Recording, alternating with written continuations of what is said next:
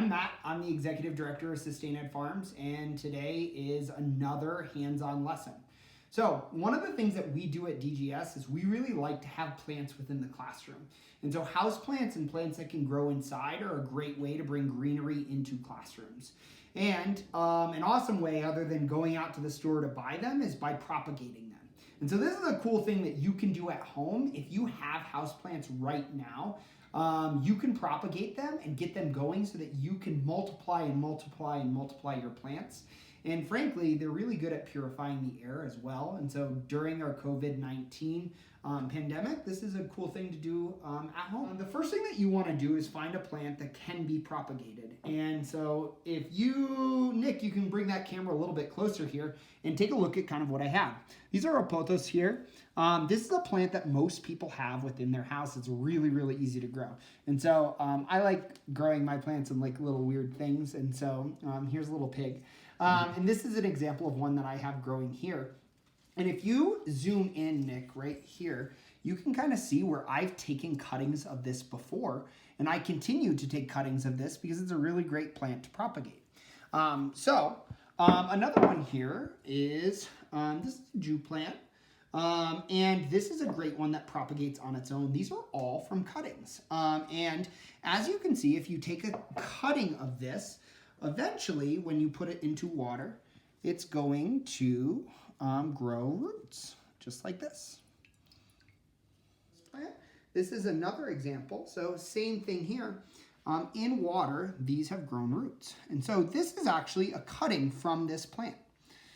And what I do is I look for these little nodules on the plant, and that's where they're really great to take a cutting. And so I'm going to take an example here. If we take a look closely here at this plant, these are the nodules that I'm talking about, like right there.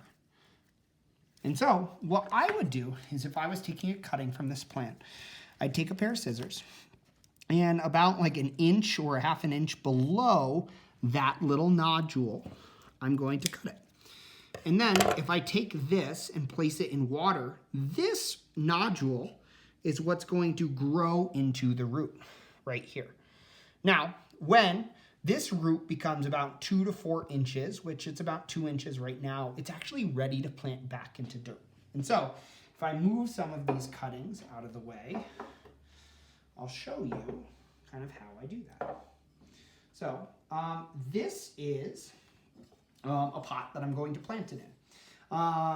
One of the things that I always look for in a plant for the house is, does it have a hole at the end that's going to support drainage of the plant? If it doesn't, I try to put a layer of about an inch of rocks that I just grabbed from outside underneath so that it supports water draining into it. Because if there's water, standing water surrounding the roots, it's going to actually create like a rot around the roots and they won't grow. And so, but this one has a hole at it, so I don't actually need that. I'm just gonna put a little plate underneath it so it drains out the bottom. We're gonna take a trowel of soil and fill up our pot.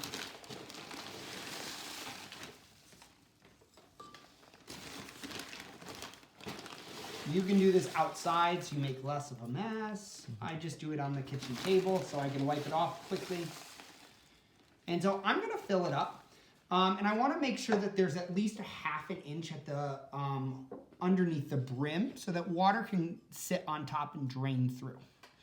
Now, what I'm gonna do is I like to take a few of these. And so again, you're looking for at least 2 inches. And you're gonna dig a hole and you're going to support it, just like we talked about with the seeds. And so I actually try to put 3 in here. And I'm actually gonna look and see what other ones we have here that are ready to go in. These are about 2 inches as well. And so I'm gonna be very careful of the roots. Cover that soil up. And I'm gonna add one more in.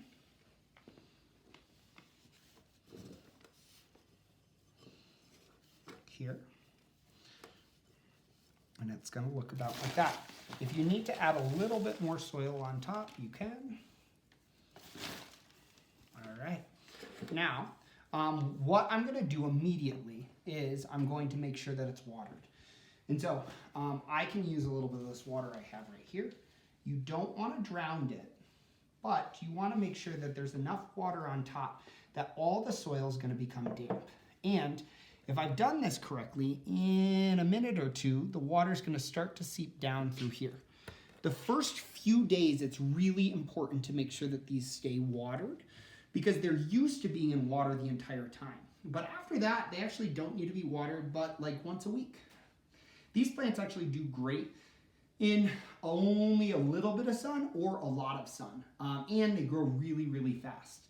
And if you let them grow for a while and you make sure that you're watering them once a week, they will start to trail and you'll see them grow a ton. So that's how you multiply your plant collection, by taking cuttings and propagating them in soil, and how you take care of them. So thank you so much for tuning in. If you enjoyed this video and you thought it was helpful, give us a thumbs up. Feel free to subscribe to our channel and share our videos, and tune in tomorrow because Sustain Ed Farms is posting a video of a hands-on activity that relates to sustainability or nutrition every single day that Denver Public Schools is closed. We'll see you tomorrow.